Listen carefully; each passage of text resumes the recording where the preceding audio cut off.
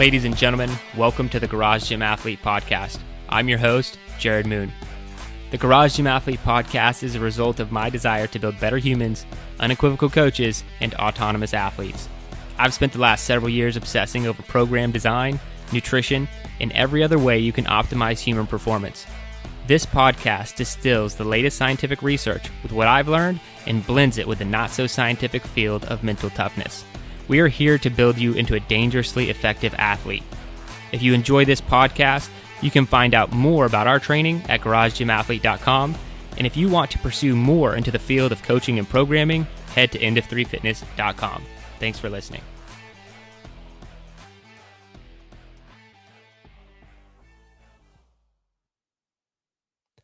All right, ladies and gentlemen, welcome to the Garage Gym Athlete Podcast. Jerred Moon here with Kyle Schrum and Joe Courtney. Gentlemen, how's it going? It's Red shirt day. Red shirt day. Red shirt. If you're not wearing a red shirt, go change. Only if you're on the YouTube channel. Otherwise, it's voice day for all the people listening, which is most everyone. Man, these intros are getting worse. I mean, it's just so much worse over time. It's all me too. It's not you guys. We don't need to hype it anymore. We're already hyped enough. I'm not even doing anything. I'm just sitting here. Yeah. I ruined it. Par for the course. Half the people already signed out. They're like, no, not them today. There's another podcast I could listen to over here where they have better intros. But we just get straight to the science, and that's what I'm going to do right now. So the title of this one, Introducing Dietary Self-Monitoring to Undergraduate Women via a Calorie Counting App, has no effect on mental health or health behaviors, results from a randomized control trial. They told you everything it was and ruined the result in the title. I don't know why you would do that. It's almost like we don't have to discuss it now, but we are going to get into it either way. So this was a study. I think it's cool to go over these things because there is this dark side of fitness. We've kind of talked about it on other podcasts, but there is a dark side to this. With losing weight, it can become an obsessive thing. It can turn into eating disorders. It could turn into mental problems. I know I personally suffered from like a mild case of body dysmorphia in high school, growing up, more like constantly trying to get bigger, obsessed with how big muscles were, to the point where it wasn't just like, oh, I want to get bigger. It was like, I actually felt pretty bad about myself. And that's where I think it becomes the dark side. Like if you want to be obsessed about something and you're really dedicated, that's one thing, but to where you're actually having negative self-talk and you feel poorly about yourself, that's where you get into these mental disorders. And I think any sort of obsessive behavior with health, fitness, diet lends itself to going down that path if you're not careful. And that's also why at Garage Gym Athlete, we heavily focus on performance-based metrics. How much can you lift? How fast can you run? Because we know if you fix those things, you will see the physical aesthetic results that you want. You will look the way that you want to some degree. But there's really not any that I found scientific literature that obsessing over a mile time becomes, some sort of mental disorder that you might actually need to get help with. Performance metrics just don't lend themselves to those types of things. And so that's why we take the stance that we take. But it's also interesting to jump into this. So a little bit more about the study. It was done on 200 female college students who otherwise didn't really monitor their diet. And then they were randomly assigned to only 1 month of diet tracking with MyFitnessPal, or they were the control group where they just did nothing, which I think would be interesting if you got pulled in for a study and they're like, okay, what are we doing? What do I do? And they're like, you leave now and do nothing. Come back in a month. Like, oh, all right. Science. Okay. Thanks. Thanks a lot. Yeah. You do nothing. We'll see you in a month.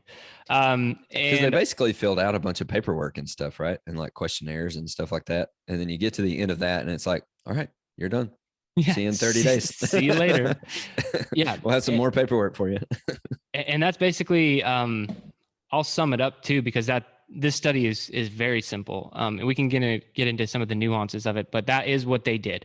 There's not much more to understand. What Kyle said is true. They did have a lot of different surveys, like a pre-testing visit where they had their height, weight measured, completed surveys related to eating disorder risk, anxiety, depressive symptoms, body satisfaction, quality of life, eating behaviors, physical activity, screen time, and other health-related outcomes and behaviors.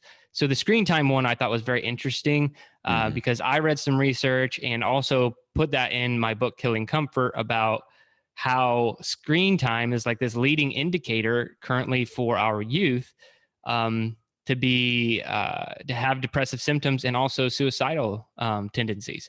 And I think that this is something we all really need to keep an eye on.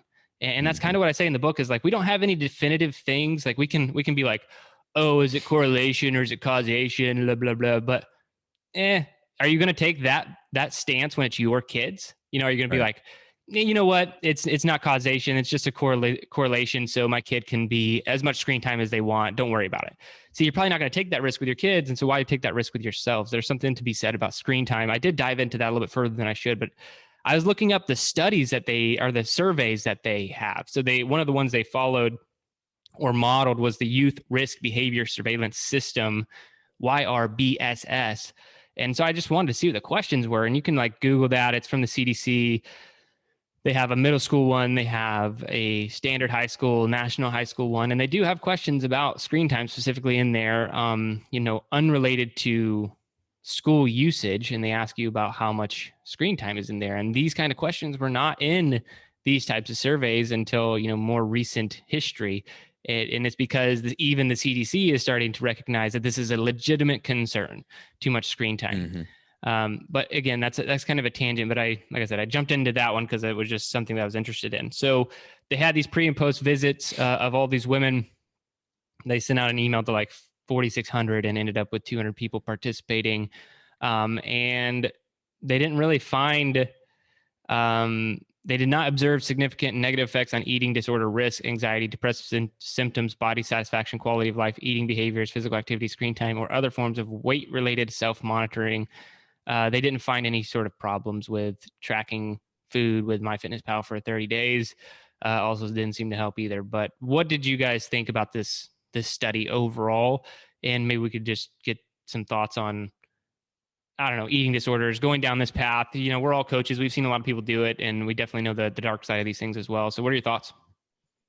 I like the size of it, definitely. But even though the size of 200 people was really good, it's still, in the grand scheme of things, for how simple this study is, basically just questionnaires and telling people to track, it's fairly small. So it would be really easy to replicate and see how the results would do over like larger sections. So they could just take this and go to another university and just keep replicating it until they get a ridiculously large sample size. And they set out to see which one came, whether it was the disorder before tracking or tracking before disorder, just to see if there's any links.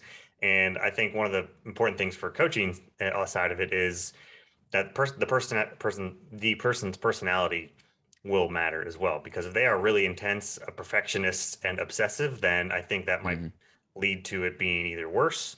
I mean, they may be really good at the tracking part, but that just might give them something new to obsess over and to be a perfectionist with, whereas you might not want them to do that because of that. So that there's still some nuances to that, but it was cool to see. And there was one finding that I found was really interesting, actually, from this, and that they found the people who tracked the females who tracked their food were much less likely to weigh themselves, or weighed themselves much less frequently than the ones that did not track their food, and they weighed themselves a lot more. So that was interesting to me, because I think that was a side effect of people just wanting control, wanting some sort of feedback. And I guess if you're already measuring your food, you're already getting your feedback, you already have a good knowledge of what you're eating, so you don't really feel the need to weigh yourself, versus the other people, since they're not, I think they just might want some feedback. But that was a pretty interesting thing that I saw.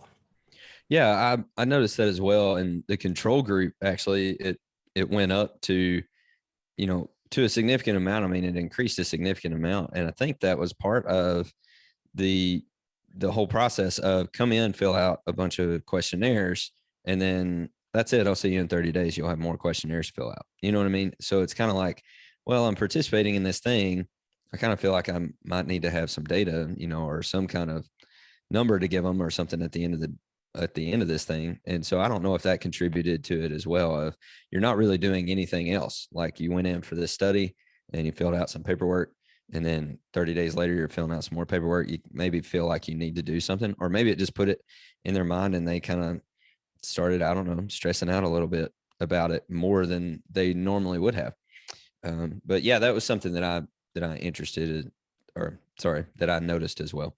I also noticed that like tracking didn't inspire better health choices. Like it didn't make things worse, but it didn't actually make things better either. But I think the reason for that was they didn't give them any kind of goal. You know what I mean? They just said, you're just going to track your food for 30 days. That's all you're doing. They didn't give them any kind of macro plan. They didn't give them any kind of goal to shoot for. They weren't actually trying to do anything with it. They were just seeing if tracking by itself was going to lead to more positive or more negative outcomes. And so, but it was just neutral. It didn't really make things worse. Didn't really make things better. It's just people with a lot of data now, or 30 days worth of data of exactly what they ate and drank every day. So that was interesting too, that it didn't make things better. So. Yeah. And you're 100% right. They didn't, and this is what we do with athletes. We don't do it for a month. We typically do it for a week. When they come in and we give them a nutrition plan, we're like, hey, for the next 7 days, we just want you to track, and independent of any sort of goal or what you think you should be eating or whatever, just get an idea. And then it helps people kind of put in perspective once they see, okay, this is how much fat I consume on a daily basis, or protein or carbohydrate. And then we can let them then see how far off they are from what would be in more of an ideal situation or calculation for their situation. And so, yeah, it's just like, this is how I feel about a lot of fitness stuff these days is, arbitrary metrics like tracking. It's like tracking for tracking's sake.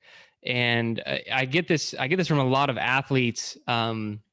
Anytime like a new thing comes out, either it's a wearable or whatever, like those shirts that came out that I guess like flatlined, because I haven't heard anything from them. It's been like 2 years. Those shirts that came out like you could wear, and it's like it'll tell you how much power you lift on the bench press and like all this stuff. And like people thought they were really cool, and they were asking me about them. I'm like, what are you going to do with that data? Like, it's interesting tidbits. Like, so the only way to become more powerful is to get stronger, go through a training program. Is this different than what you were doing before? No. Okay. Then why are we tracking it? And so that's exactly how this works. It's like looking at your money in a bank account when you don't have a job and just hoping that it's going to change. You're like, I hope that I get more money next time I look here. It's like, oh, it didn't change. It's like, well, you don't have a job. You need to go do something to get more money.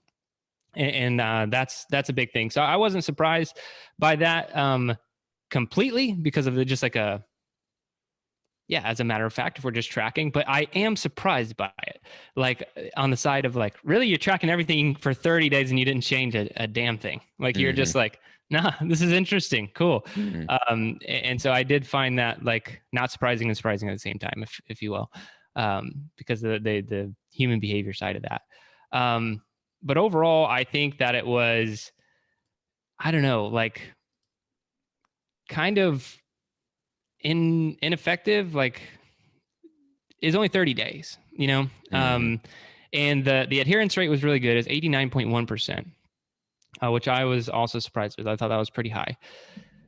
But I don't know if 30 days is enough time when we're trying to talk about mental disorders, because I don't think anyone with like anorexia, something more serious, or body dysmorphia, something I'm talking about, that doesn't like get prompted in 30 days when someone else is kind of making you do it. Joe, you mentioned like the person's behavioral type. Like that's really important. Like I didn't start exercising and then immediately suffer from body dysmorphia. It took years. It took years of like slowly becoming more obsessive and slowly, working in more negative self-talk. So it takes a long time.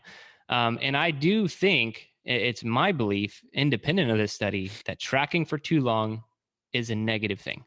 I think it is tracking macros or following a macro plan for too long is very negative. It's not good for your mental health. It's not good for your just life, your quality of life overall. What'd you say? Or your relationship with food. Yeah, I think it takes you down a pretty bad path. So while the study here kind of, I think they try and answer some really big questions since they're not really in the industry or coaching or anything else. I don't think that they kind of see the full picture here of like, this takes a lot longer to develop than a 30-day intervention of just kind of forcing someone to track randomly. Because like you pointed out, God, nobody's on a plan. Like, don't you think that would make people more obsessive if you had a certain number of carbohydrates you had to hit in a day or a certain amount of fat? That's where I think things start to snowball and get out of control. If we're just tracking for tracking's sake, that's like wearing your Apple Watch all day and then just looking at your steps. Like, this is how many steps I took. But if you don't have a goal, you're not trying to do anything, you're not becoming obsessive about it, you're not working towards anything, there's nothing for you to go down these mental paths. So I think that the study asked a really good question and then didn't really execute properly. What do you guys think? I think it was the first, like, I think it was a good, like, maybe like baseline kind of step of like, okay, just having people just track their food, which is not a normal behavior, right? I mean, let's just think about that as well. As like tracking your food is not something that just the average person does. Like nobody even thinks about it, right? Even people who have MyFitnessPal, maybe they're using it for something else, you know, that doesn't mean that they're tracking their food. So like, I think it's a good like baseline thing. Okay, just tracking your food, pretty negligible results, pretty neutral, not a big deal. But exactly what you were saying, I think as soon as you throw a macro plan in there, or as soon as you throw a calorie goal or a calorie limit in there, like just something, just really tweaking it. I would almost like to see like, you're going to do this for 30 days and you're not going to, I mean, it's just going to be neutral. And then for the next 2 weeks, we're going to throw a calorie goal at you and we don't want you to exceed this amount of calories. Now let's see people's mental state after that, you know, of actually having to stick to a plan, stick to a goal, you know what I mean? And then you just kind of ramp that up over time with the macros and stuff. And that's where I think you really get to see where people's mindset goes and the shifts that they go through. Cause I mean, to me, it's just, I think it's admirable that they actually stuck with it. 89%, you know, stuck with it. I mean, that I think that's admirable for people who are going from not tracking at all, like to sticking to something for 30 days, 89%. But then I think let's step it up and let's actually add something to it and see if that changes it. Cause my belief, it would definitely change it. And I think some people would see some positives, but I think we would see more negative results. I think people would start getting into a more negative mindset after they started doing that kind of stuff. I don't think they gave him any real way to fail for this. Yeah. Like for when you give certain goals and certain macro points and stuff, I think they gave him some loose calculation, but I think if they actually gave them like ways they could somewhat fail, then that would definitely change things as well. Yeah, you don't really start beating yourself up until you realize you're not measuring up to an ideal.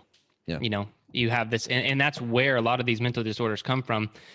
Females looking at other females in magazines who are, you know, airbrushed and have been training with their dedicated coach and chef and all these other things, you know, like these $1 million models or actresses or whatever, right? This is what, and so, you know, a woman looks at them and they're like, hey, I feel bad because I don't look like that. And same for guys, you know, oh, wow, he has that much muscle when really that guy only ever looked like that in that movie for, you know, 15 days. And other than that, he looks pretty average. You know, these are the ideals that people hold themselves to. And if you don't have that ideal in your head, it's hard to beat yourself up. Like you guys are saying, there's no way to fail. There's no, and to be honest, is almost a better thing. But I always say tracking with no purpose is like useless, right? It's just like you have a fun new tracking hobby. It doesn't really do anything for you.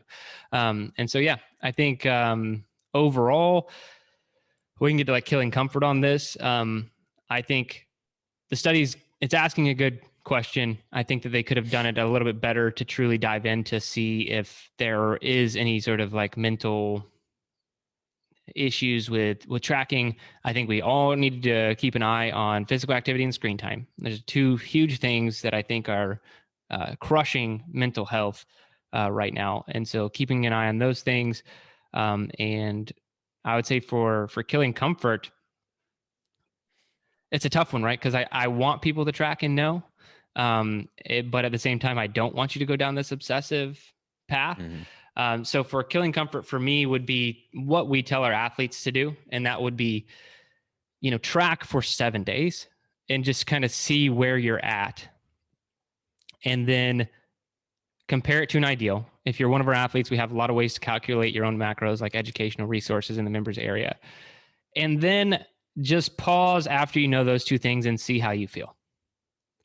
And really try and assess whether you're like, you don't really care that much that you're far off, or if you feel bad about that. And that's all I kind of want people to do with this kind of killing comfort exercise. Is it's almost like a mental assessment of your self-awareness of like, how does that make me feel? I've tracked for 7 days. Here's the raw data. Here's where I should be. If you feel like crap and that makes you feel bad, let's not go down the tracking path, you know? And if you're like, it doesn't really matter to me, like whatever, let's do it. Then try it out. You could go try tracking more and follow a macro plan for, I don't typically recommend longer than 12 weeks at a time without taking a break. But I think that mental assessment of your self-awareness is a huge one, and we really should reflect on when you're going to go down this kind of path. Yeah, I absolutely agree with that. And that practice that we have with our athletes of tracking for 7 days, it has two purposes, right? You get an accurate picture of what you're actually eating, right? That's the first thing that it does. And the second thing that it does is it shows you how much work tracking your food really is. You know what I mean? Because I think that's what a lot of people come to. They're like, oh, I want a macro plan. I think that's what's going to help me. That's the key. That's the key to my success is having a macro plan. And it's like tracking macros is hard, and like even we as coaches, we do it in short bursts. We don't do it all the time. It's like you're talking about. And so I think it does those two things. But it shows people how much effort it actually takes to track and to be accurate. And then you notice that you're off base, and what do you have to do to change it? You know what I mean? Like you can't take out food that you've already eaten. You have to have this mental attitude of, I'm just going to press forward and try to do better later. You know what I mean? And so I think a lot of people aren't really prepared for that. And so my killing comfort would just say, have a realistic goal. It's kind of like what we're talking about with this, like they were just tracking for tracking's sake, but if they had a goal to go for, then I think that would have changed the results a little bit. But I would say, kind of piggybacking off of what Jerred said about the self-assessment of like, after you do that self-assessment and you want to set a goal, like make it realistic. Don't just go through all that and then say, oh, well, I want to lose 20 pounds by next week. You know what I mean? It's like, no, that's not going to work. Let's have a realistic goal, and let's frame expectations properly after we kind of dipped our toe in the water a little bit and seen what this actually takes. So for my killing comfort, so with this, I think they were, partially trying to see of building habits, whether it's tracking into good habits or on your mental side. But if you leave it to be a little bit more flexible and less rigid, then I think that's where a lot of success can help.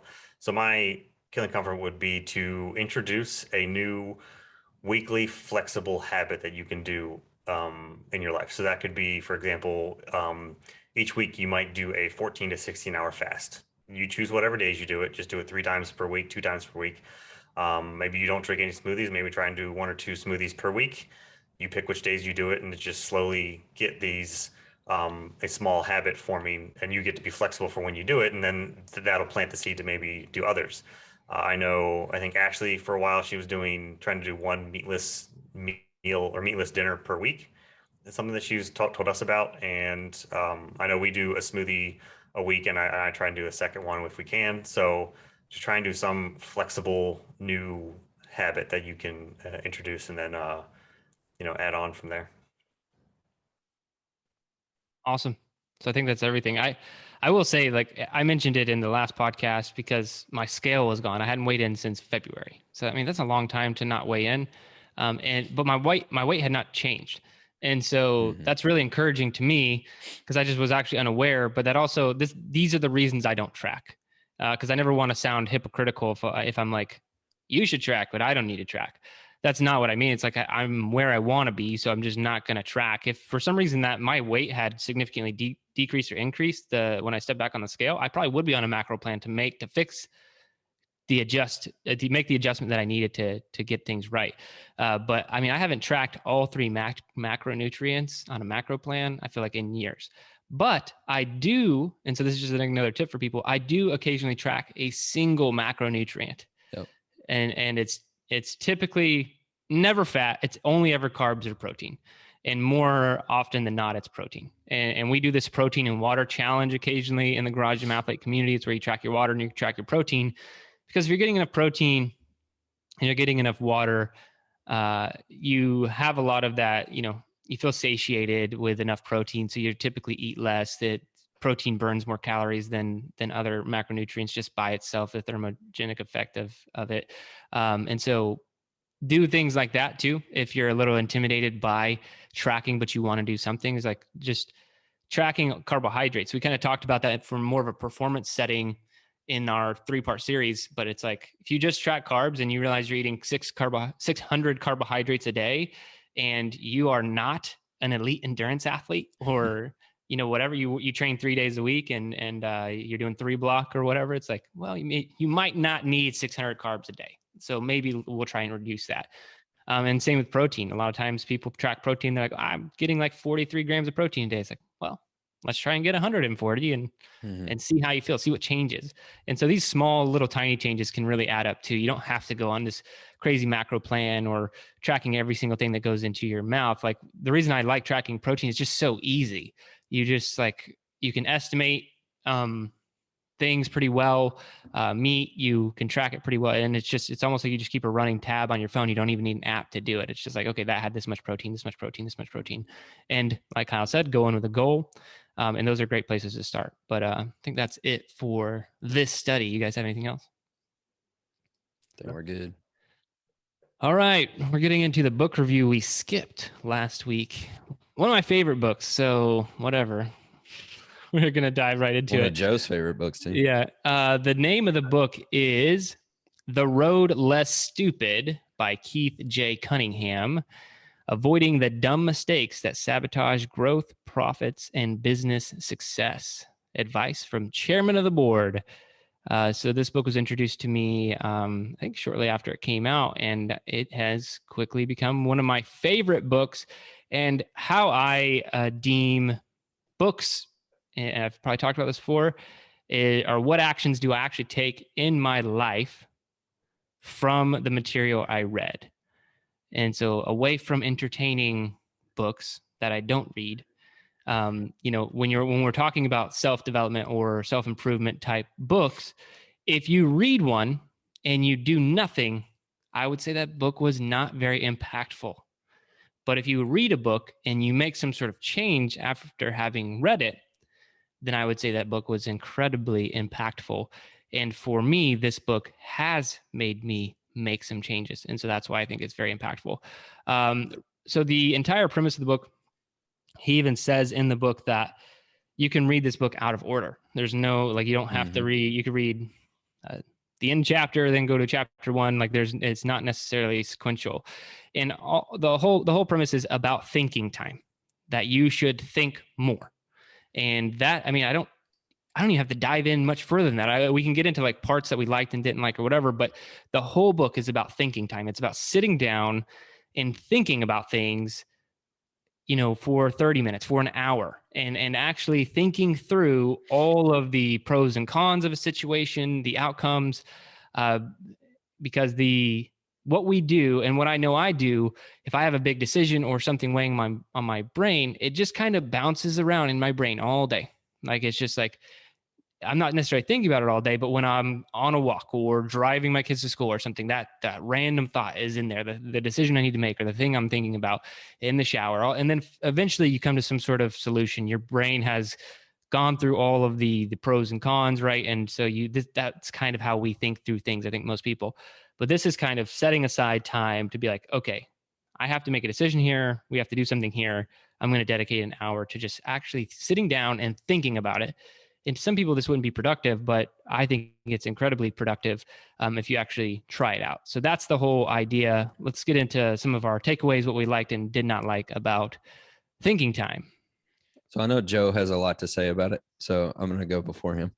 It's exactly what you said, Jerred. The thinking time strategy is the crux of the book, and the book is mostly about business.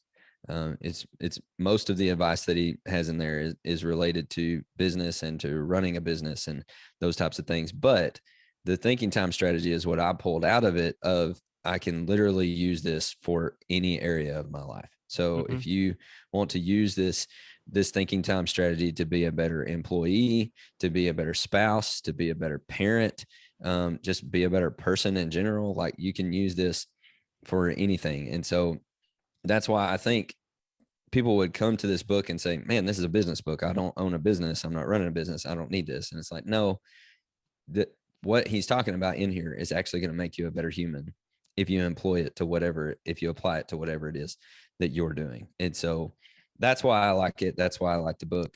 Obviously, I'm not running my own business, so there's a lot in there that I don't actually need to pay attention to.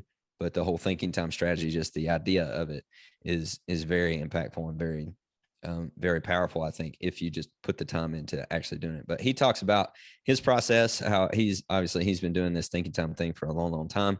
And he talks about how he has a specific thinking time room, and he has a thinking time chair and a thinking time pen and a thinking time pad of paper. And he doesn't have his phone or his computer in there. There's nothing in there to look at, like he just, and he even talks about he sits like with one hand, like covering his eyes like this on his Right. forehead. He's like looking down, and all he's doing is writing. You know what I mean? And so it can sound, I think, kind of intimidating at first, but you have to think about this guy's been doing it for like 20 something years. He's been doing this specific process. So you start the process and you work up to where you get to that point. But I think the whole idea of thinking time, the point behind it is to be in a place where you don't have distractions, to not have your phone on you, not have something that's going to notify you and distract you. And you're really going to dig deep and ask very, very specific questions. And so one of my favorite quotes out of the book, speaking of that, is having the right answer is smart. Having the right question is genius. And to me, that was just a very, very powerful statement of like, it doesn't matter about having the right answer if you ask the wrong question. You know what I mean? So like knowing where to start. And I think that also kind of calls back to how we do our coaching, where we do like our 5 whys deep. We talk to people about their goals, and like, we're going to ask this question, and we're going to dig very, very deep to your true motivation here. And so anyway, I think it's a straightforward, practical approach, and it's something you can employ to any area of your life, not just business. My turn. Do we do positives? No, whatever. That's all I had to say about it. So you Okay. you say everything you had to say about it. So I did like the asking the right questions part. That was one of the first things that I put down, and just trying to figure out what is actually the problem that you're trying to solve. And one of his examples I also really liked about how you shouldn't make tactical solutions before you find the real problem. And the example he gives is actually even fitness based. And it was, you might be out of shape and overweight, but buying a new treadmill isn't going to fix your problem if you don't, or if it isn't your solution if you don't know what the real problem is. That's a tactical solution, not fixing the real problem. So that was a really good one that I really liked he made, and it's just a good reminder that throwing money at something and buying some new shiny toy, even though it might feel good and you might be motivated for a second or two, isn't the real solution that you're looking for. So I did like that.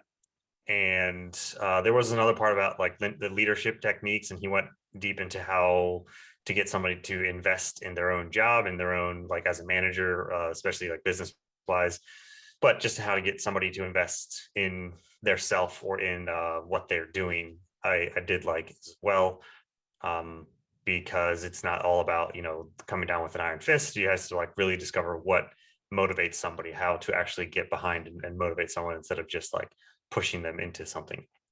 So there are some good nuggets in the book. There's a lot of, I think there can be a lot of good things.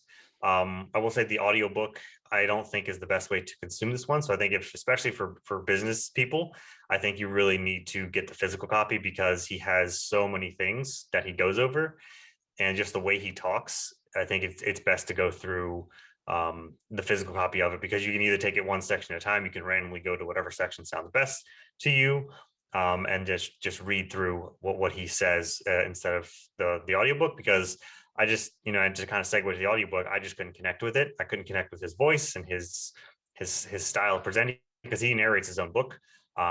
It came off as very preachy to me, and like he was talking at me and not like trying to help me with advice. He was just like telling me, it was just felt preachy and like he was talking at me. I think with the getting people to stop and think, and increasing your productivity and your thinking is a great sentiment. But I think like back in the Art of Impossible, when it's basically the same thing we were talking about with increasing your flow and like flow state. That was way more easier to digest, and made way more sense to me how he described it. So that was just kind of a me personal thing of how it was presented.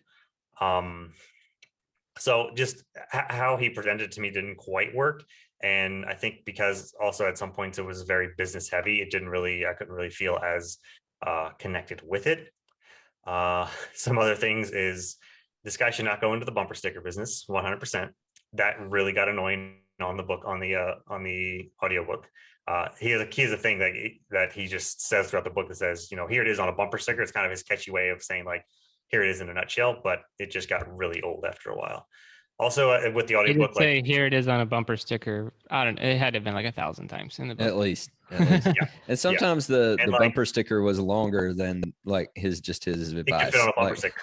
Yeah. Yeah. It'd be a bumper sticker about that big. Yeah. And when you're listening on 2x speed, I'm like, wait, did this bumper sticker end earlier? Is it still going on? Like, this guy's like, how is this a bumper sticker? So that, and every time he would finish the thing, he would be, now stop and thank me later. It's like, no, stop telling me to thank you later. So stuff like that just kind of got annoying. Overall, it really felt like he had a bunch of these awesome, catchy, like fortune cookie phrases, and it was just like a carpet bombing of these catchy phrases to a certain point. But that's also why I think the physical book, if you go through it a lot slower and really break things down, and maybe have more of a slower application to it versus like how you would listen to a book or to consume it, I think could be a little bit better if you really want to dive into, like, especially business wise, for if you have a business or want to help your business. So I think it would appeal to those people, but to me, a large part, it kind of missed the mark for a lot of things, and it was just hard to get into as compared to like the Art of Impossible and some others. Yeah, very different type of. It is very business heavy, so everyone listening should know that. I think we kind of hit on that. And then, I mean, I'll start with negative. That's probably the only negative I actually have is the bumper sticker thing. Like that was it didn't really annoy me. Like I thought it was fine, but it was kind of overdone. He even kind of preps you for it in the beginning. Like there's a chapter towards the front that he kind of lets you know, like, just so you know, I do this weird bumper sticker thing, and you're gonna hear it a lot in the book. Like he does like kind of call himself out on it in the beginning. I bet he added that chapter or thing after he wrote it. Yeah, the editor was like, dude, you gotta like do something. And as far as his style, yeah, I think it is pretty polarizing. I personally like that style where someone's like, you're an idiot. I'm a lot further along than you. Just do what I say. I like that style, but I can see how that could also be, I'm putting in the negative category because I like it doesn't mean people will like it. Like Joe didn't like it. If you don't like that style, then yeah, you could be rubbed the wrong way in reading this book. Some of my takeaways, I'm going to read a passage from the book on second order consequences, because this is one of my favorite ones. I feel like this happens to people all the freaking time. So in a famous episode during their rule of colonial India, the British failed to consider the second order consequences or the possibility of being wrong in the snake eradication debacle. Being new to the area, the British were deathly afraid of the large number of venomous king cobras in New Delhi, so they offered a generous bounty for every dead cobra collected. The bounty system was a fantastic success, with huge numbers of dead cobras soon turned in for the reward.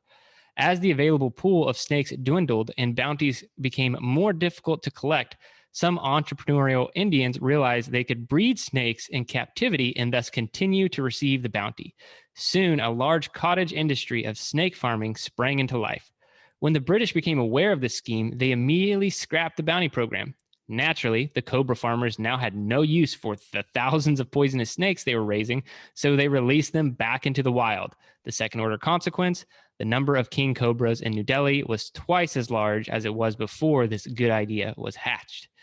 So that just kind of like shows you the I feel like people do this all the time. Joe mentioned like, hey, I'm not in good shape. I'm by a treadmill.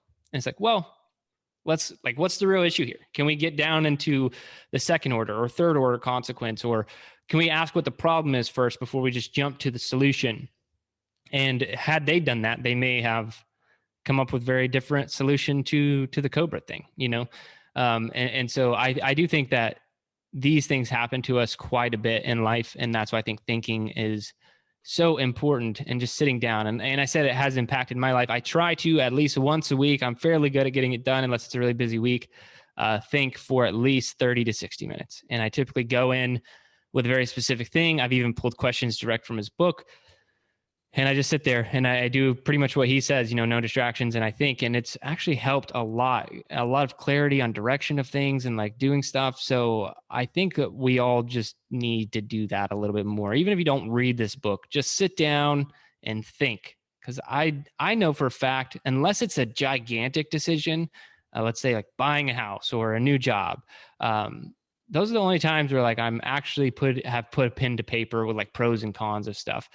But then almost everything else in life, for some reason, I don't know how anyone else feels, didn't warrant sitting down and thinking through any sort of process when we come to make other decisions.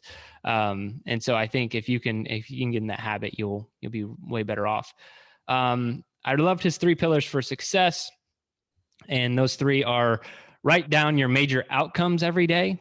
And so this is more at the end of the day, you write down what you accomplished. It's a big in the kind of productivity space to write down like what are the top 3 things you're going to do today, and you get those done. But this is more like, what's your major outcome today that's moving you towards the direction you want to go, which is very different than what did you get done today? Because it doesn't really matter what you got done today. It matters what the outcome is. Like, did you move a project forward? Are you getting closer to your goals? No one cares if you answered 15 emails and did this. Like, did you actually get closer to a goal with making some sort of outcome process or project, let's just say for your personal life. And so it doesn't have to just be work related, but like if you want to lose a certain amount of weight or run a certain speed, what was the major outcome for today that's moving you closer to that? So I think that's awesome. So write down your major outcomes every day, plan your day before it starts. I developed this habit a long time ago. I know what I'm doing the next day, really for the next 2 weeks before it happens. I have it all like scheduled out on my calendar. I move things around, but I typically know what's going to happen. And I think that really helps you get things done at a high level. And then the last one, be accountable to someone, whether it's your team, your family, whoever. I think if you're chasing a goal or going for something, accountability is a huge piece to that, and not just living this silo where you fail, start over, fail, start over, fail, start over. Get a partner, get somebody else who will hold you accountable to these things. And then Inc. was the other thing I had written down, which is a chapter in the book. And it's just talking about how, like, if you were to be a business like Joe Courtney or Kashram, how would other people view it? Like how you run your life. Like, what are you measuring? What are you tracking? And I think him putting it in that perspective is really good. So we move away from that kind of business mindset in that chapter. And he's just more like, are you proud of you? Like, could you would you be happy with you, kind of looking from this outside perspective, and what are you measuring? What are you trying to get better at? And all those things. And I think that's a great, if you buy the book and you just want to read one chapter, that's a good one that kind of moves away from business for a minute. My overall takeaway is just thinking time is a phenomenal habit, and I think a lot of people should do it. Other than that, we can get into our barbell ratings. Kyle, what you got? I'm going to give it 4 barbells. 4 for Kyle. Okay. Joe, someone else for me to ask. Feel like So for me personally, I'm giving this a 2. 2 for Joe. I would say if you're business minded, if you actually really are getting into your business space or starting a business, I bump it up to at least a 3. All right, Ashley, 4.25. She told me before we started recording, and I give it a 5, obviously. So I think if my math is right, that's a 3.8 average for the barbell rating. One Not of us is great. really bringing it down. Yeah, that's it's you, man, with the 2. It's pretty rough You stuff. can make mine a 3 if you want for business people. That'd probably bump it to a 4 or whatever. So that'd be a solid rating. But I do think you're right. Not everyone listening to this is as interested in business questions, and so you really got to know that going into this book, because it's, I don't know, 90%. He's like, what are our competitors doing that we're not doing? Like, there are a lot of very specific business questions that I'm not even interested in answering. It's just like, Yeah. and so you have to know those things. But the overall premise of the book, phenomenal. A lot of the questions are really good, and he has some good like overall things for just being successful and being productive and running your life any better way. So I think for those reasons, check it out. That's all I got on this one.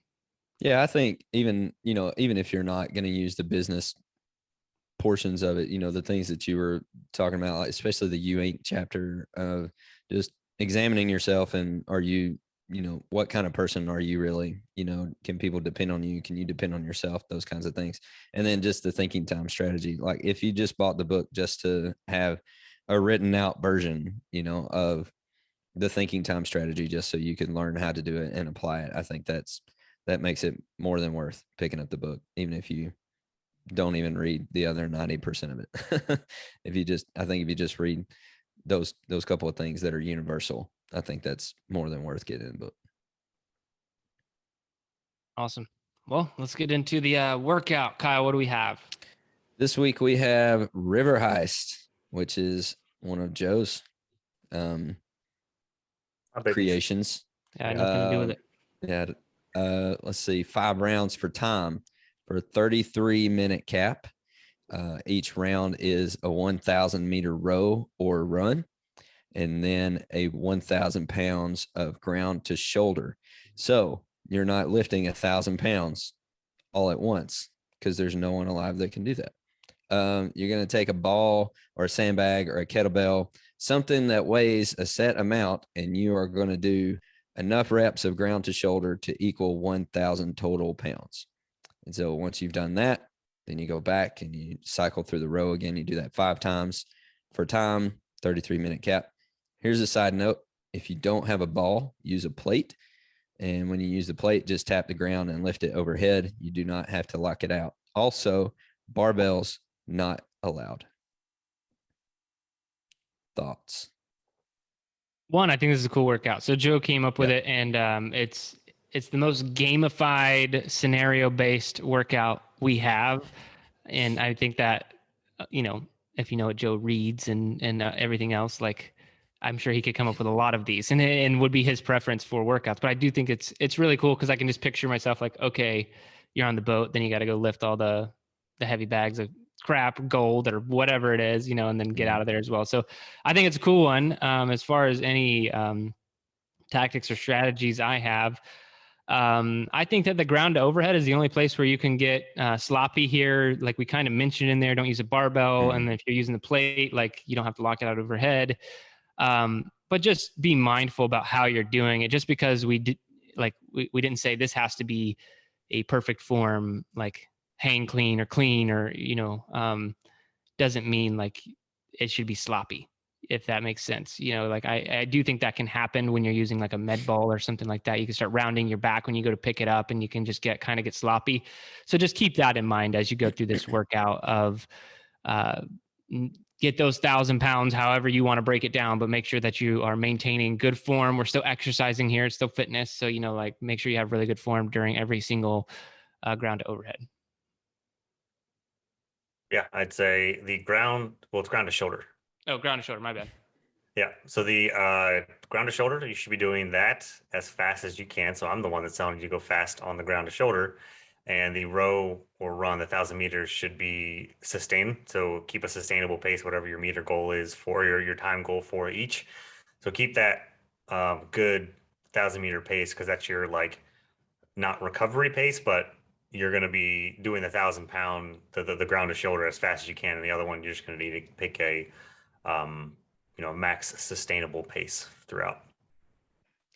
So I think the last time I was on the podcast and we talked about this this workout, I suggested that you listen to banjo music because I was just putting the picture in my head of just, trying to row away with a bunch of gold on the river, so listen to some banjo. So I'm going to repeat that one. Listen to some banjo music for that one.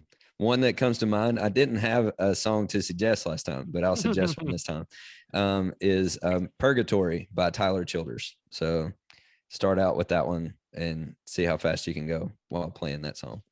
I'm pretty sure I actually just added, so like I always add music to my Spotify playlist, and I'm pretty sure I came across an electronic song that was like really upbeat. I'm pretty sure there's a banjo in it. I'm gonna have to figure out what that's called because I'm gonna have to suggest it.